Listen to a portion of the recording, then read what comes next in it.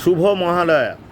আমি এবছর এই দুর্গাপূজা অর্থাৎ তিলোত্তমার যে আহ্বান বা যে মানে আগামী শারদীয়ার আগাম শুভেচ্ছা সবাইকে জানাই, কিন্তু এবছর আমি দুঃখের সঙ্গে জানাচ্ছি এবছর তিলোত্তমার যে অপমৃত্যুতে অর্থাৎ তিলোত্তমা মানে দুর্গা, যে দুর্গা আমাদের পাঠ্যরত ছিল সেই কাদম্বিনী কিংবা অভয়া বা যার নাম বলতে পারেন যে তিলোত্তমা, সেই তিলোত্তমার 9th আগস্ট শেষ রাতে ভোর রাতে যেভাবে নৃশংসভাবে রেপ ফলোড বাই মার্ডার হয়েছে, তার প্রতিবাদে আমরা ডাক্তার সমাজ এবছর দুর্গাপূজা বয়কট করব।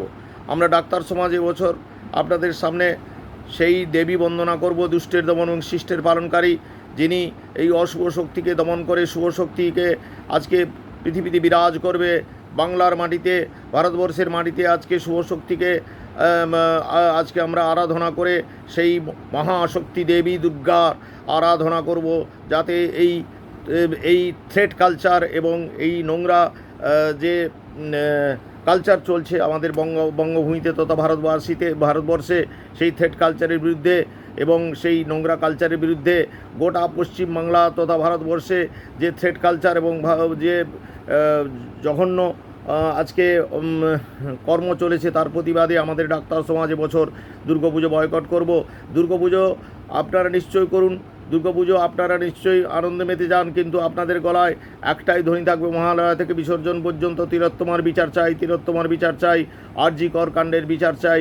এটাই যেন আপনাদের কাছে আমাদের শেষ আমাদের একান্ত আবেদন এবং নিবেদন।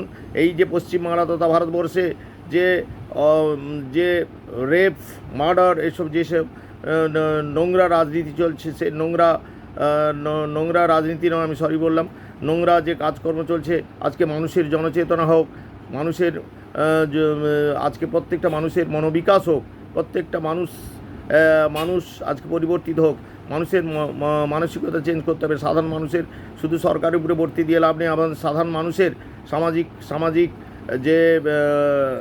যে রূপান্তর হচ্ছে সেই সমাজের সঙ্গে তাল মিলিয়ে আজকে দেবী মহাশক্তির মহামায়ার আরাধনায় আপনারা সেই মহাশক্তির প্রতীক মহিলাদের প্রতি শ্রদ্ধা ভক্তি জ্ঞাপন করুন, এবং কোনোভাবেই আপনারা ভাববেন না নারী শক্তি কোনো কমজোর শক্তি। নারী শক্তি আসল শক্তি, নারী শক্তি পুরুষ শক্তিকে অনায়াসে পরাজিত করতে পারে। আজকের নারী পুরুষ সমান, এবং তোমরা দেখো নারী পুরুষ, আমি দেখি শুধুই মানুষ।